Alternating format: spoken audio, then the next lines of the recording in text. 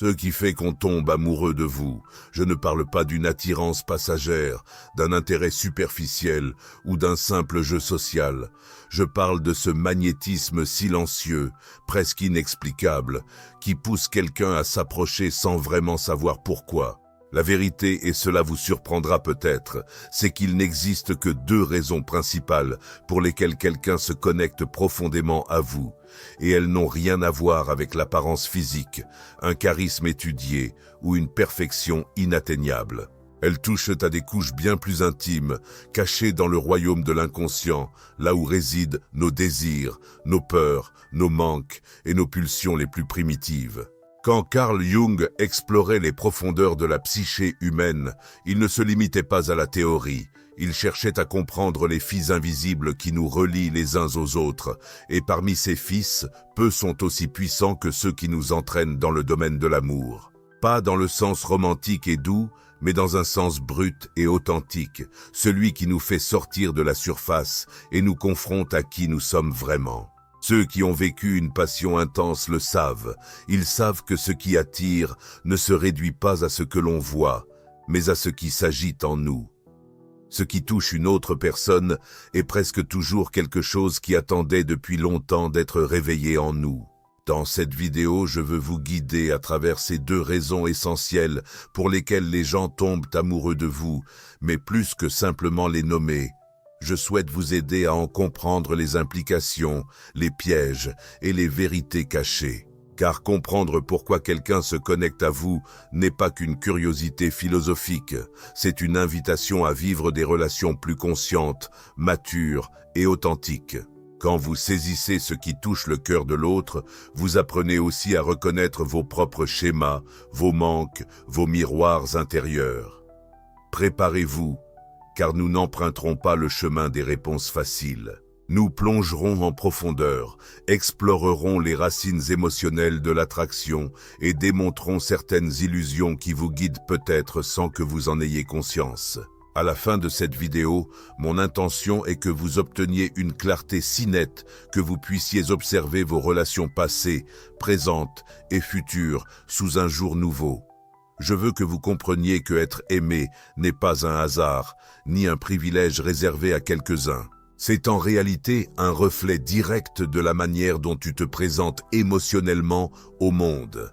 Et une fois que tu apprends à reconnaître ces reflets, tu acquiers du pouvoir. Pas le pouvoir de manipuler ou de contrôler les autres, mais le pouvoir le plus rare de tous, vivre et aimer sans avoir à jouer un rôle.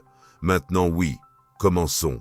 Je veux te montrer pourquoi, au fond, les gens tombent amoureux de toi pour deux seules raisons, et je souhaite qu'à chaque chapitre tu t'observes, te remettes en question, et qui sait, découvre des parties de toi qui étaient jusqu'à présent endormies. Les gens ne tombent pas amoureux de toi parce que tu es beau, ni parce que tu es intelligent, charismatique ou intéressant. Tout cela peut t'aider, mais ce n'est pas ce qui lie le cœur de quelqu'un au tien. La vérité brute et inconfortable est que lorsque quelqu'un tombe amoureux, il ne te voit pas, il voit une partie de lui-même. Il reconnaît sur ton visage quelque chose qu'il porte déjà en lui, ou la promesse de quelque chose qu'il n'est pas capable d'être. Cela peut faire mal à entendre, mais c'est libérateur. Personne ne t'aime parce que tu es parfait. Il t'aime parce que tu touches deux points profonds chez l'autre, et presque toujours, tu ne t'en rends même pas compte. Cette idée n'est pas seulement la mienne, ni simplement philosophique, c'est l'une des grandes révélations de la psychologie profonde. Lorsque Carl Jung étudiait les liens humains, il parlait de projection, ce mouvement invisible par lequel nous refoulons sur autrui tout ce que nous ne pouvons pas gérer en nous-mêmes. Et voici le premier choc. Quand quelqu'un tombe amoureux de toi, il ne t'aime généralement pas. Il aime une partie de lui-même que tu réveilles, ou il aime quelque chose que tu apportes avec toi et dont il ressent un manque désespéré. En d'autres termes, les gens ne se lient à toi pour qui tu es, mais pour ce que tu éveilles en eux. Ce que je veux te montrer dans cette vidéo n'est pas une liste romantique de raisons d'être aimé. Je ne suis pas ici pour flatter l'ego de qui que ce soit, ni pour alimenter des illusions réconfortantes. Je veux te montrer, avec clarté et honnêteté, pourquoi les gens tombent vraiment amoureux. Je veux te faire voir les deux raisons centrales qui nous lient les uns aux autres, afin que tu cesses de te perdre dans des tentatives anxieuses de plaire, d'impressionner ou de t'adapter. Parce que la vérité est celle-ci. Peu importe combien tu t'efforces, si ces deux clés ne sont pas touchées chez l'autre, la connexion ne se réalisera jamais. Et quand tu comprends cela, quelque chose change. Tu cesses de chercher l'amour là où il n'y a pas d'ouverture. Tu arrêtes d'insister avec ceux qui ne sont pas disponibles. Arrête de quémander l'attention de ceux qui ne te voient que comme un accessoire. Et surtout, arrête de chercher à être quelqu'un d'autre, car la cruelle ironie, c'est que les gens ne tombent pas amoureux du personnage que tu crées. Ils tombent amoureux des parties les plus inattendues et vulnérables de toi. Alors si tu es prêt pour une plongée sincère, non pas dans des techniques de séduction, mais dans des vérités émotionnelles profondes, viens avec moi. Nous découvrirons les vraies raisons pour lesquelles quelqu'un se connecte avec toi. Et je te promets qu'à la fin, tu ne verras plus jamais tes relations de la même façon. As-tu déjà remarqué qu'en fin de compte, ce ne sont pas les compliments qui créent le lien entre deux personnes, ce n'est pas le « tu es tellement beau » ou le « tu es extraordinaire » qui fait rester quelqu'un. Ce qui crée un vrai lien est quelque chose de plus subtil, lorsque l'autre se sent vu, reconnu, compris dans une part de lui qu'il ne savait même pas avoir. La seule raison pour laquelle quelqu'un se connecte réellement avec toi, ce n'est pas parce que tu offres quelque chose d'extérieur, mais parce que tu touches une part intérieure en lui. Ce n'est pas une question d'être désirable. Il s'agit de provoquer une résonance. C'est comme si ta présence, sans que tu t'en rendes compte, mettait l'autre en contact avec des parties oubliées de lui-même, et lorsque cela arrive, quelque chose allume. Ce mouvement est si instinctif que nous ne le remarquons souvent même pas. Quelqu'un parle, et soudain tu sens que quelque chose a fait clic. L'autre te regarde comme s'il avait trouvé une réponse qu'il cherchait depuis longtemps, même si tu n'as rien fait de spécial. Pourquoi ? Parce qu'à cet instant, tu n'es pas simplement toi-même, tu fonctionnes comme un miroir émotionnel, comme un déclencheur.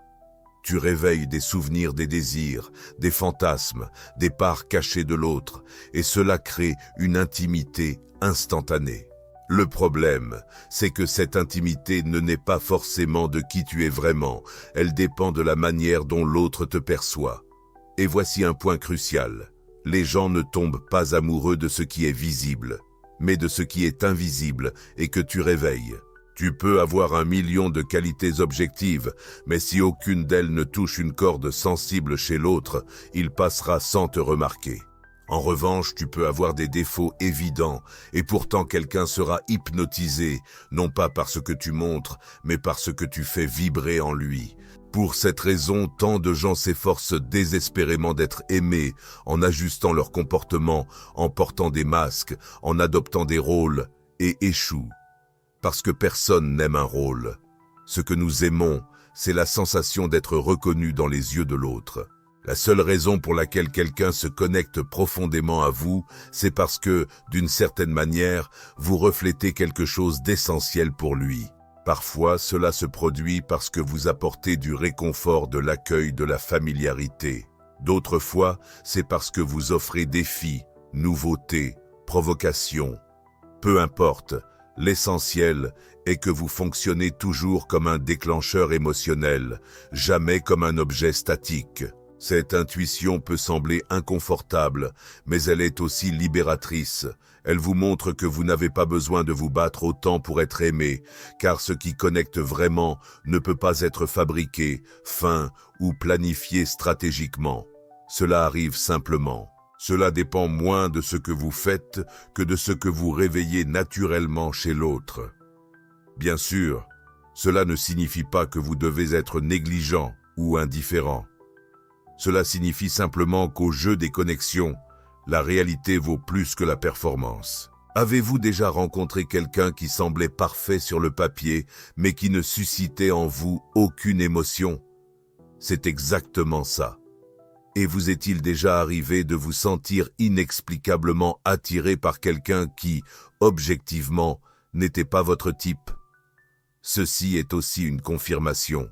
En fin de compte, nous ne nous connectons pas avec une apparence, des CV émotionnels ou une liste de qualités. Nous nous connectons à ce que nous ressentons au plus profond de nous. C'est la seule vraie raison pour laquelle quelqu'un s'approche et reste, parce que les gens n'aiment que ce qu'ils retrouvent d'eux-mêmes en vous. Cette idée peut vous dérouter. Après tout, les gens ne réussissent à aimer que ce qu'ils reconnaissent en eux, d'une certaine manière.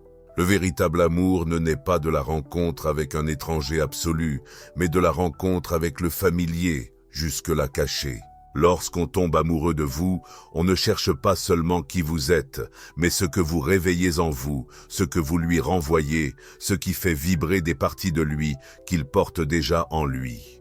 Pensez à combien de fois vous vous êtes senti profondément connecté à quelqu'un, non pas parce que cette personne vous apportait quelque chose de totalement neuf, mais parce qu'à ses côtés, vous vous sentiez plus entier, plus complet, plus vivant.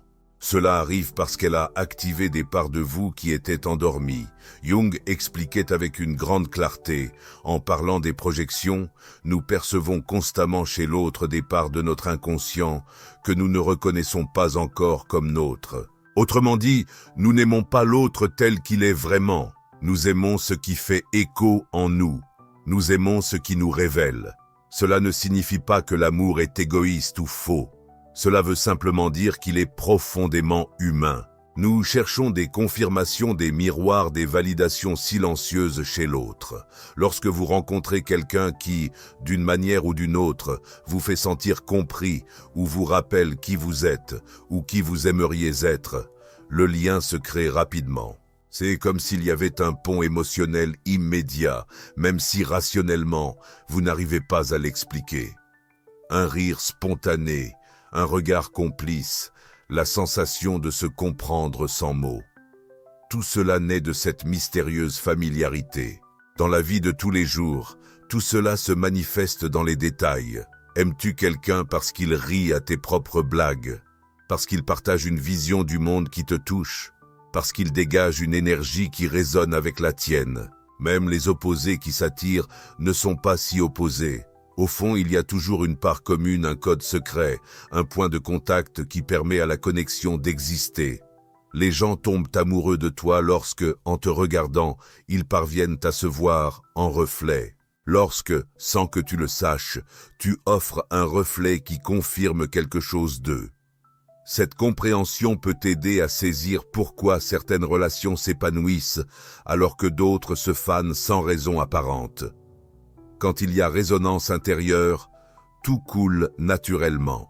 Quand il n'y en a pas, rien ne forcera la connexion.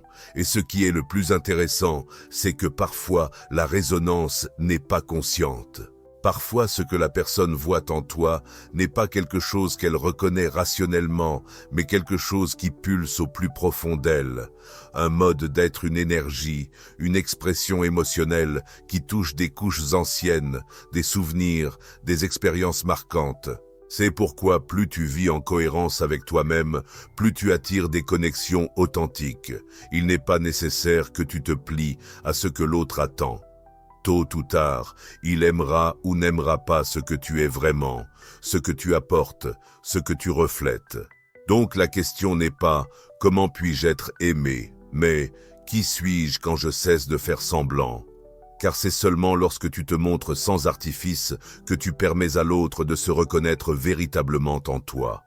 Et c'est là que naît l'amour qui perdure.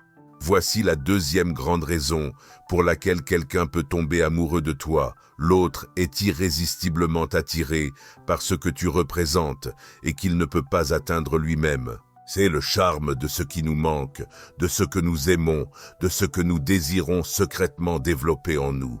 Contrairement à ce que nous avons vu dans le chapitre précédent où l'on aime ce qui nous ressemble. Ici, il s'agit de l'attraction pour ce qui est différent, pour ce qui semble combler un vide intérieur. As-tu déjà remarqué comment certaines personnes sont hypnotisées par quelqu'un simplement parce que cette personne dégage quelque chose qu'elles sentent ne pas posséder? Peut-être est-ce la sécurité que tu incarnes alors que l'autre est rempli de doutes. Peut-être est-ce ta liberté, ta façon spontanée d'être, le courage de dire ce que tu penses, tandis que l'autre se sent prisonnier de schémas, de règles et de peurs. Parfois, ce n'est même pas quelque chose de tangible, c'est une vibration, une énergie, une aura émotionnelle que tu dégages et qui touche une partie non résolue chez l'autre. L'autre ne sait pas l'expliquer, mais il sent que tu possèdes quelque chose qu'il aimerait avoir. Ce phénomène est un terrain fertile pour les projections les plus puissantes. Jung disait « Ce que nous aimons ou envions le plus chez l'autre est souvent le reflet de ce que nous ne développons pas en nous-mêmes. Nous tombons amoureux non seulement de la personne, mais de la promesse qu'elle incarne. T'est-il déjà arrivé d'être avec quelqu'un qui te pousse vers une version plus audacieuse de toi-même ? Ou d'être fasciné par quelqu'un qui semble vivre une liberté émotionnelle que tu as toujours rêvé d'avoir, mais que tu n'as jamais eu le courage d'adopter. Voilà le pouvoir du charme de ce qui nous manque. Mais ce charme cache aussi un danger subtil. L'enchantement peut vite devenir une dépendance émotionnelle, car nous en venons à voir l'autre comme notre complément indispensable, notre pièce manquante, ce qui crée un déséquilibre. Quand quelqu'un projette trop sur toi ce qu'il n'arrive pas à être, il commence à t'idéaliser, à te placer sur un piédestal. Et aucune relation authentique ne peut durer longtemps ainsi, car tôt ou tard, la réalité reprend le dessus, l'idéal s'effondre, et tu cesses d'être cet être magique pour redevenir tout simplement toi-même. Pourtant, il est indéniable que ce jeu de différence nous stimule, nous excite, nous transforme. Tomber amoureux de quelqu'un qui possède ce qui nous manque est, d'une certaine façon, une invitation à grandir. L'autre nous inspire, nous provoque, nous défie. Il nous montre, souvent sans le savoir, qu'il existe un horizon au-delà de ce que nous connaissons. C'est pourquoi ces relations peuvent être extrêmement enrichissantes. Elles nous tirent hors de notre zone de confort, nous obligent à regarder nos manques et nous poussent vers de nouveaux horizons. Le secret, cependant, est de ne pas transformer l'autre en sauveur, en héros ou en solution magique. Quand nous comprenons que ce qui nous fascine chez l'autre peut aussi être cultivé en nous, l'amour cesse d'être une dépendance pour devenir un partenariat. Cessez de vous attendre à ce que l'autre vous complète et commencez à utiliser la relation comme un espace de croissance mutuelle. Le charme ne disparaît pas, mais il mûrit. C'est alors qu'une connexion se crée, capable de durer dans le temps. Peut-être que l'aspect le plus difficile à comprendre de l'amour est celui-ci. Très souvent, ce que nous appelons passion n'est rien d'autre qu'une grande, puissante et inconsciente projection. En d'autres termes, nous sommes moins amoureux de l'autre que de ce qu'il nous permet de voir, de rêver et d'imaginer. Nous devenons des miroirs ambulants. Et les autres projettent sur nous leurs désirs inassouvis, leurs peurs cachées, leurs attentes silencieuses. En même temps, nous faisons la même chose avec eux. Nous projetons sur leur comportement nos rêves et nos manques. La rencontre de deux personnes est rarement pure, objective ou neutre. Elle est chargée de symbolismes invisibles. Pense à une de tes relations passées ou présentes. Quand tu as rencontré cette personne, qu'as-tu ressenti en premier? Je ne parle pas des caractéristiques objectives, mais des sensations. Peut-être as-tu senti que tu avais enfin trouvé quelqu'un qui te comprenait, ou quelqu'un qui te faisait rire comme personne d'autre, ou quelqu'un qui te faisait sentir spécial, désiré, choisi. Mais prends le temps de regarder honnêtement. Cette personne offrait-elle vraiment tout cela?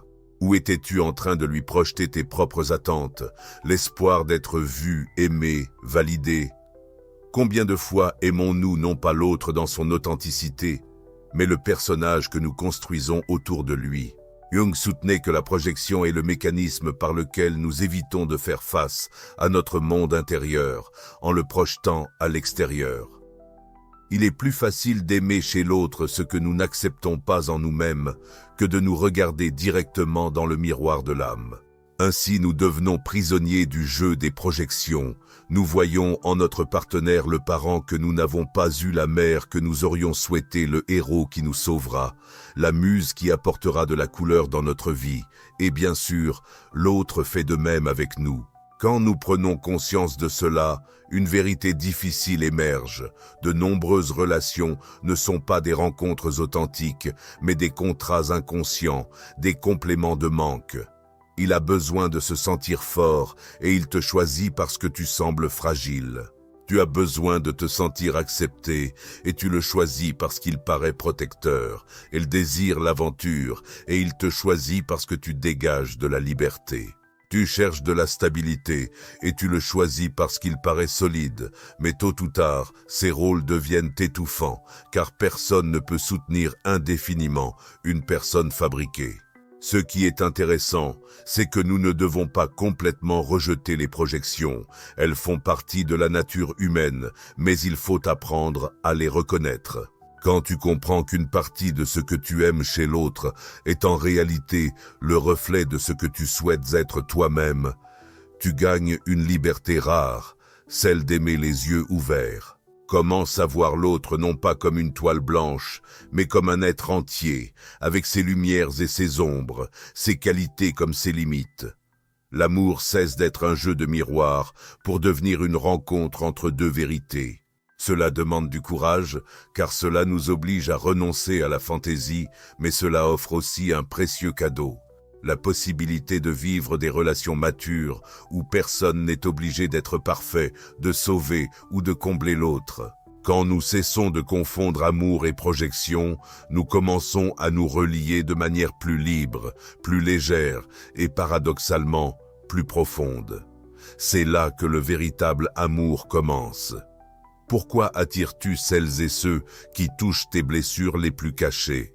Il existe un schéma silencieux que nous portons tous en nous et que nous ne reconnaissons souvent qu'une fois émotionnellement impliqués.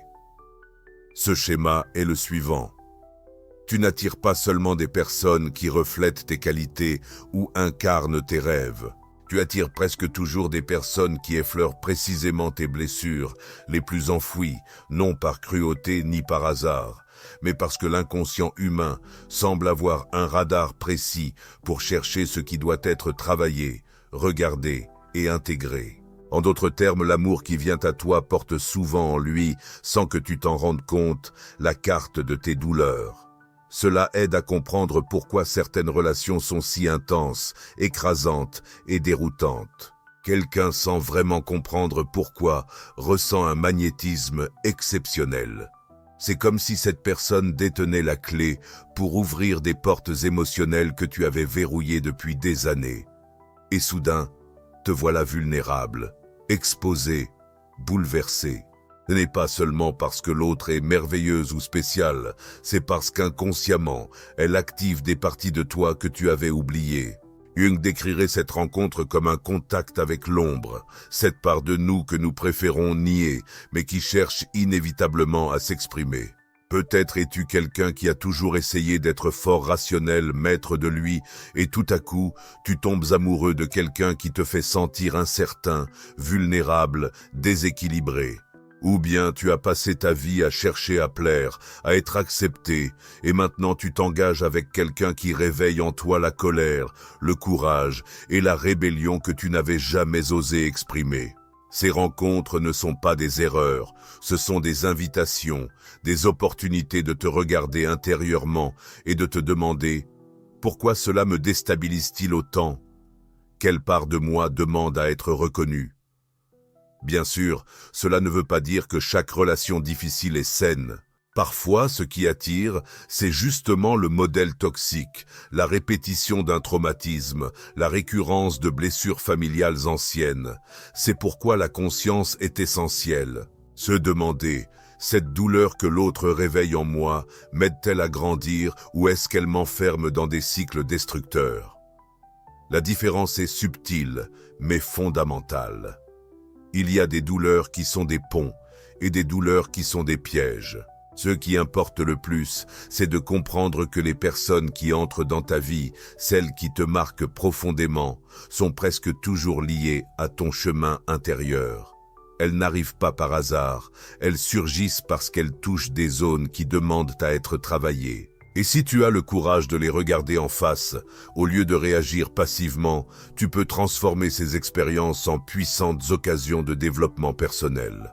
Parce qu'au fond, ce ne sont pas seulement les amours faciles qui nous transforment. Souvent, ce sont ceux qui nous secouent, qui nous fragmentent, qui nous poussent à descendre dans le sous-sol de l'âme pour récupérer des morceaux oubliés. Comment savoir si quelqu'un t'aime vraiment ou s'il projette juste des fantasmes? C'est sans doute l'une des questions les plus délicates et douloureuses que l'on peut se poser dans une relation. Cette personne m'aime-t-elle vraiment, ou bien ne fait-elle que projeter sur moi ses propres désirs, fantasmes et besoins non résolus? La réponse n'est pas simple, et souvent même celui qui projette ne s'en rend pas compte. Mais il existe des signes, des nuances, de petits indices qui peuvent t'aider à distinguer un amour mature d'une passion fondée sur des illusions. Avant tout, observe comment l'autre te perçoit. Celui qui t'aime vraiment te voit comme un être complet, avec ses lumières et ses ombres, ses qualités et ses défauts, ses moments de grandeur comme ses instants de fragilité. Il ne s'attend pas à ce que tu sois parfait.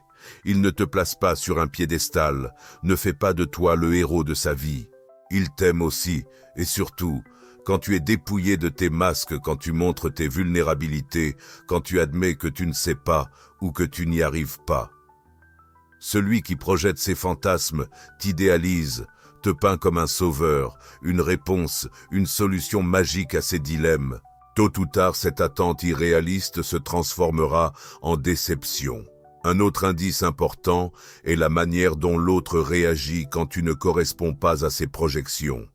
Si tu montres quelque chose d'inattendu, si tu te trompes, si tu brises l'image idéalisée, que se passe-t-il ? Celui qui aime vraiment ressent forcément une pointe de douleur, mais sait recalibrer, te voir comme un être humain, rester à tes côtés. Celui qui n'aime que sa propre projection réagit avec colère, une déception disproportionnée ou même un désintérêt soudain. Non pas parce que tu as fait quelque chose de grave, mais parce que tu as déconstruit le château émotionnel qu'il avait lui-même bâti. Un troisième signal concerne l'échange émotionnel. Les relations fondées sur des projections ont tendance à être déséquilibrées. Une partie donne trop, l'autre aspire trop. Une partie attend, l'autre ne rend pas. Une partie se sacrifie, l'autre se repose. Dans un amour mature, en revanche, il y a réciprocité.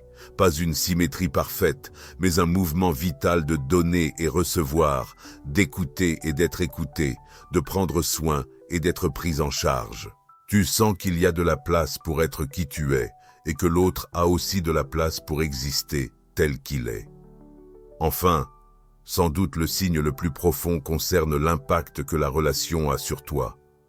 Un véritable amour te renforce, même quand il te met au défi. Il ne te rabaisse pas, ne t'efface pas, ne fait pas de toi un accessoire. Il t'invite à grandir, non en t'imposant des changements forcés, mais en t'inspirant à t'épanouir naturellement. Une relation fondée sur des projections, au contraire, a tendance à t'épuiser, à te laisser anxieux, à te faire tourner en rond dans ta quête de satisfaire des attentes qui ne sont même pas les tiennes. Distinguer ces dynamiques exige une honnêteté brutale envers soi-même.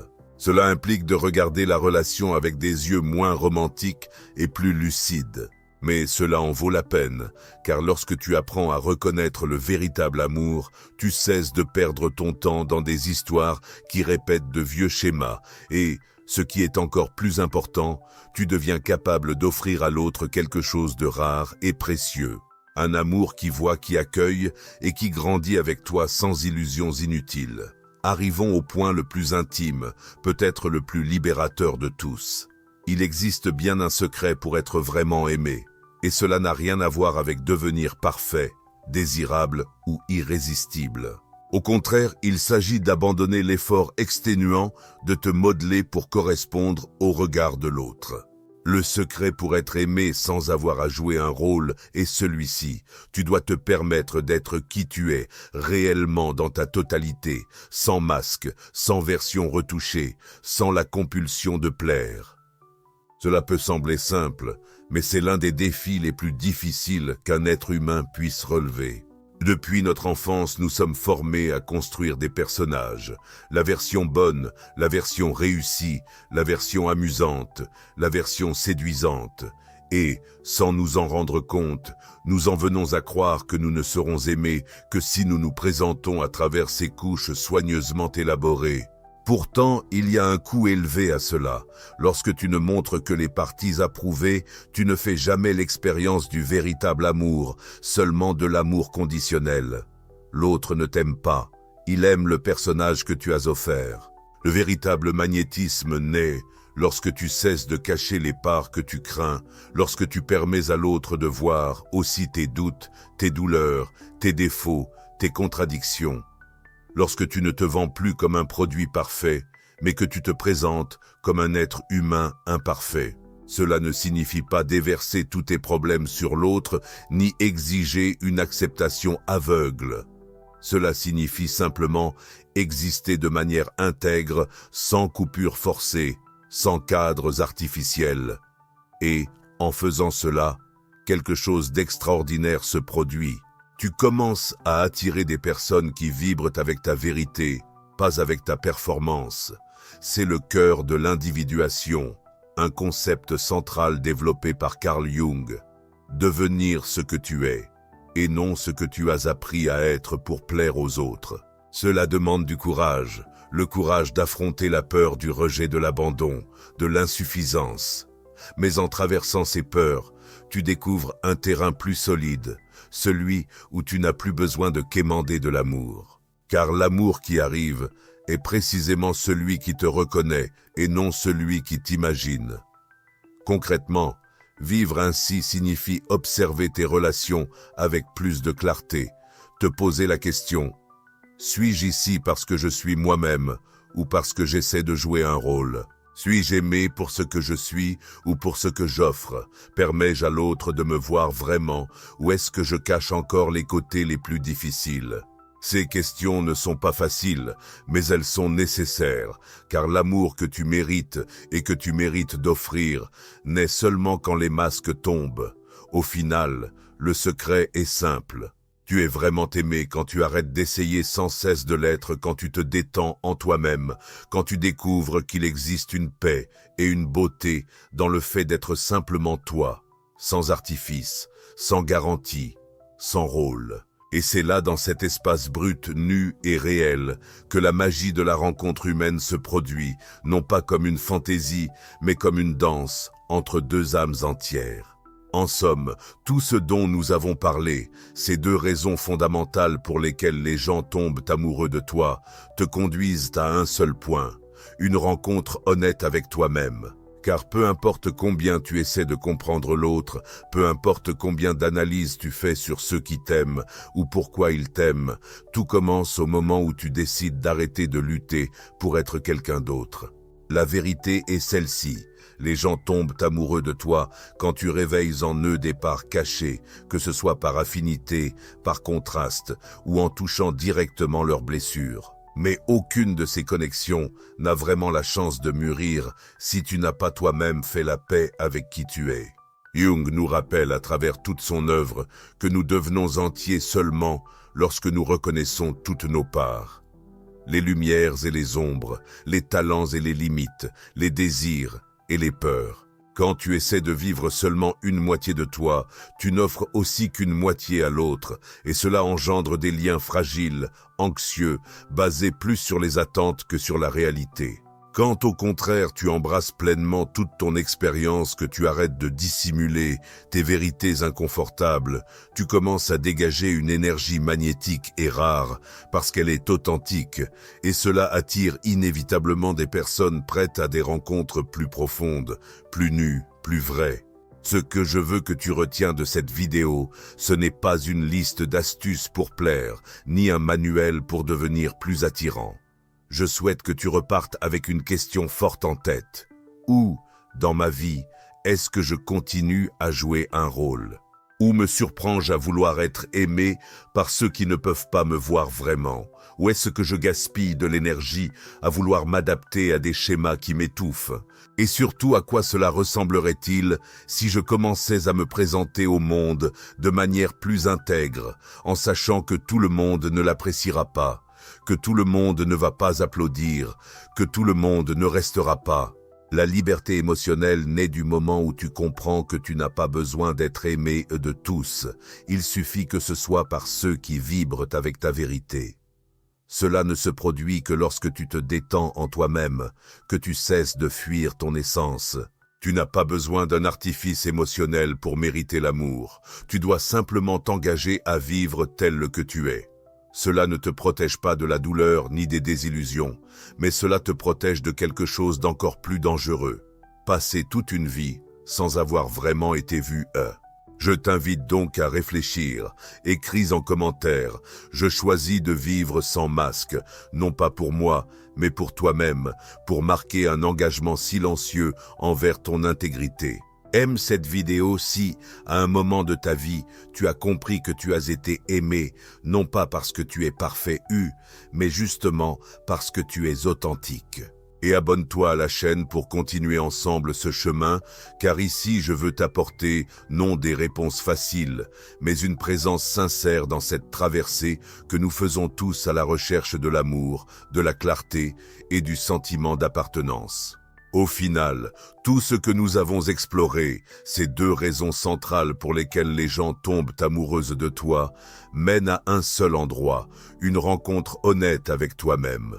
Car peu importe combien tu cherches à comprendre l'autre, peu importe combien d'analyses tu fais sur ceux qui t'aiment ou pourquoi ils t'aiment, tout commence là, au moment où tu décides d'arrêter de lutter pour être quelqu'un d'autre. La vérité est celle-ci. Les gens tombent amoureux de toi quand tu éveilles en eux des parts cachées, que ce soit par affinité, par contraste ou en touchant directement leurs blessures. Aucune de ces connexions ne pourra se développer si tu n'as pas fait la paix avec qui tu es. Carl Jung nous rappelle à travers l'ensemble de son œuvre que nous devenons complets uniquement lorsque nous reconnaissons toutes nos parts. Les lumières et les ombres, les talents et les limites, les désirs et les peurs. Lorsque tu essaies de vivre seulement une moitié de toi, tu offres aussi seulement une moitié à l'autre, ce qui crée des liens fragiles, anxieux, basés davantage sur des attentes que sur la réalité. En revanche, quand tu embrasses la totalité de ton expérience, quand tu arrêtes de cacher tes vérités inconfortables, tu commences à diffuser une énergie magnétique et précieuse parce qu'elle est authentique et cela attire inévitablement des personnes prêtes à des rencontres plus profondes, plus vulnérables, plus sincères. Ce que je veux que tu retiens de cette vidéo, ce n'est pas une liste d'astuces, mais une question puissante. Où, dans ma vie, suis-je encore en train de jouer un rôle? Où me surprends-je à vouloir être aimé par ceux qui ne peuvent pas vraiment me voir? Et que se passerait-il si je commençais à me présenter au monde dans ma totalité, en acceptant que tout le monde ne restera pas? La liberté émotionnelle naît quand tu cesses de fuir ton essence. Tu n'as pas besoin d'astuces pour mériter l'amour. Tu dois simplement vivre tel que tu es. Et ironie du sort, c'est précisément à ce moment-là, là où tu es, que le véritable amour te trouve.